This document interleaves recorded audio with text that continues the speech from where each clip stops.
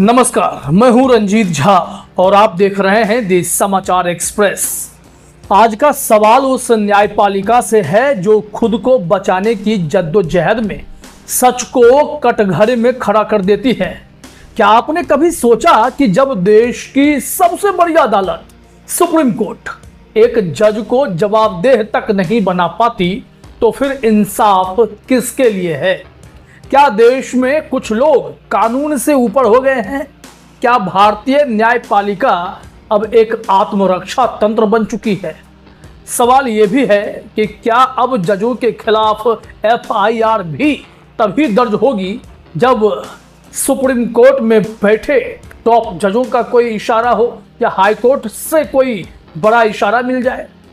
और अगर एक रिटायर्ड जज किसी ट्रस्ट का ट्रस्टी बनकर लाखों की ठगी के मामले में नामजद हो तो क्या न्यायपालिका उसे आस्तिकता की तरह पूजती है? पहले जस्टिस शेखर यादव विवाद कुछ नहीं हुआ, फिर जस्टिस यशवंत वर्मा विवाद इंतजार ही कर रहे हैं, और अब एक और नाम जस्टिस CN रामचंद्रन नायर, यानी एक और जज जो न्यायपालिका के चंगुल से मान लीजिए मुक्त ही हो गए। एक हाई कोर्ट जज जिनके खिलाफ एफआईआर दर्ज हुई, लाखों की ठगी का इल्जाम लगा, लेकिन हाई कोर्ट से सुप्रीम कोर्ट तक उनके खिलाफ कुछ नहीं हुआ। न सिर्फ उनका नाम एफआईआर से हटा दिया गया बल्कि अदालतों ने उन्हें पाक साफ होने की मुहर भी लगा दी। जी हां, हम बात कर रहे हैं केरल हाई कोर्ट के रिटायर्ड जज जस्टिस CN रामचंद्रन नायर की। क्या ये सिर्फ एक जज की कहानी है या उस सिस्टम की जो अपने लोगों को बचाने के लिए सवालों को कुचल देता है?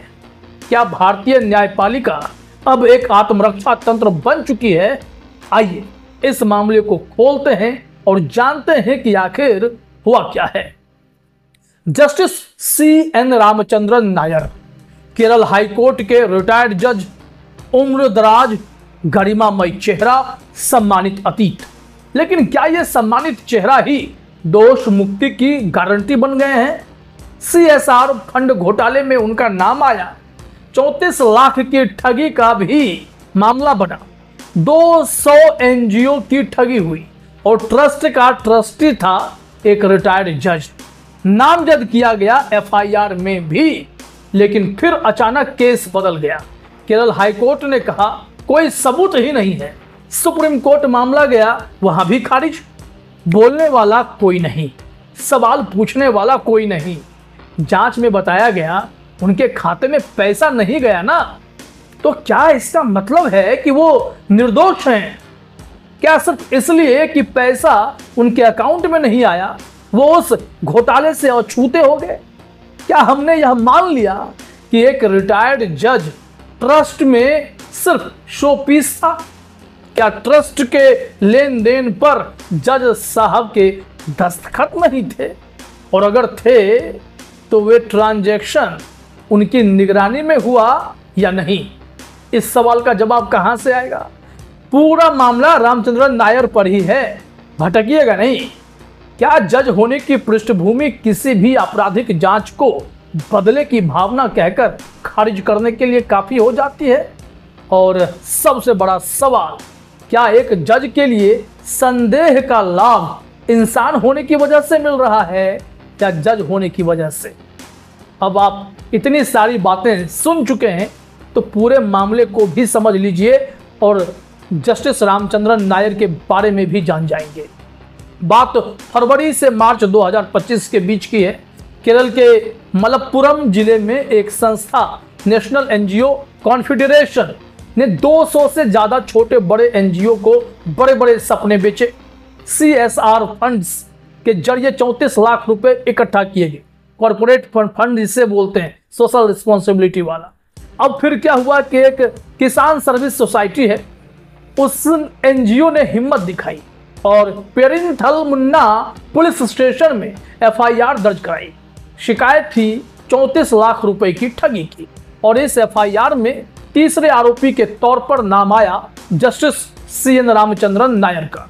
जी हाँ, वही जस्टिस नायर जो कभी केरल हाईकोर्ट के जज रह चुके हैं। आरोप था कि वो नारायण कृष्णन नाम के एक शख्स के एनजीओ के ट्रस्टी थे, लेकिन नायर साहब ने तुरंत सफाई दी। बोले मैं ट्रस्टी तो था ही नहीं, सलाहकार जरूर था, लेकिन जून 2024 में मैंने इस्तीफा दे दिया था। मैं उस वक्त मुनब्बम लैंड इंक्वायरी कमीशन की कार्यवाही में व्यस्त था। शिकायतकर्ता को मेरे बारे में कुछ पता ही नहीं है। लेकिन सवाल तो उठता है, एक रिटायर्ड जज का नाम इस तरह ठगी के मामले में कैसे आ गया? यूं ही तो नहीं आ गया ना। क्या यह सिर्फ गलतफहमी थी या इसके पीछे कोई बड़ा खेल था? अब इस मामले में हाई कोर्ट की एंट्री होती है। फरवरी 2025 में 5 सीनियर वकीलों ने केरल हाई कोर्ट में एक जनहित याचिका दायर की जज साहब को बचाने के लिए। सवाल उठाया, क्या बिना प्रारंभिक जांच के ही जस्टिस नायर के खिलाफ एफआईआर दर्ज कर ली गई है? जस्टिस ए मोहम्मद मुश्ताक और जस्टिस पी कृष्ण कुमार की बेंच ने इस मामले को गंभीरता से ले लिया। कोर्ट ने खुद से ही पूछ लिया, क्या पुलिस ने एफआईआर दर्ज करते वक्त दिमाग लगाया था? कोर्ट का कहना था कि एक पूर्व जज का नाम बिना ठोस सबूत के एफआईआर में डालना न सिर्फ उनकी प्रतिष्ठा को ठेस पहुंचाता है, बल्कि पूरी न्यायपालिका की साख पर सवाल उठाता है। जस्टिस मुश्ताक ने कहा कि हर वकील ये सवाल नहीं उठा सकता, लेकिन संस्था को बचाने की जिम्मेदारी हमारी है। यानी जज साहब ने जिम्मेदारी उठाई कि कैसे उस रिटायर्ड जज को बचाया जा सके।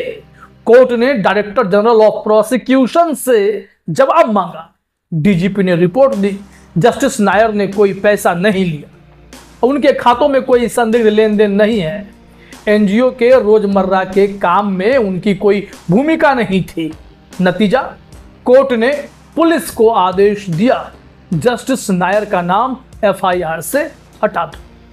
अब जो याचिकाकर्ता थे जिन्होंने जज के खिलाफ शिकायत की थी, वह सुप्रीम कोर्ट का दरवाजा खटखटाने पहुंचे, क्योंकि उनका मानना है कि जज साहब जब ट्रस्टी थे तो वो दस्तखत करते थे, उनके साइन से काम होता था।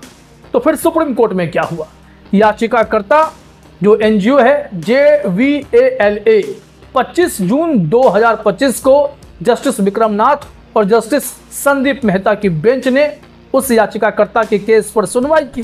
कोर्ट ने याचिकाकर्ता से सवाल किया, क्या ये PIL न्याय के लिए है या बदले की भावना से दायर की गई है? तो याचिकाकर्ता ने कहा, मैं 161 एनजीओ का शिकार हूं, मेरे पास लेन देन और पत्राचार के सबूत हैं। उन्होंने कहा कि जस्टिस महोदय का ट्रांजैक्शन पर साइन चलता था, लेकिन सुप्रीम कोर्ट ने इन सबूतों को नाकाफी माना। डीजीपी की रिपोर्ट और केरल हाईकोर्ट के आदेश को सही ठहराते हुए याचिका खारिज कर दी।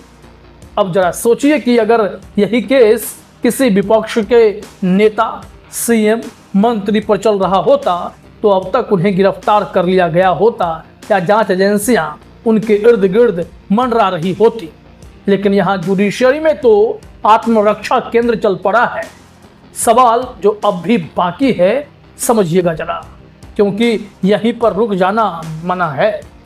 क्योंकि ये कहानी सिर्फ एक जज के बचने की नहीं है, ये कहानी उस सिस्टम की है जो सवालों को दबाने की कोशिश करता है। तो आइए जरा उस सवाल पर फिर से गौर फरमा लें।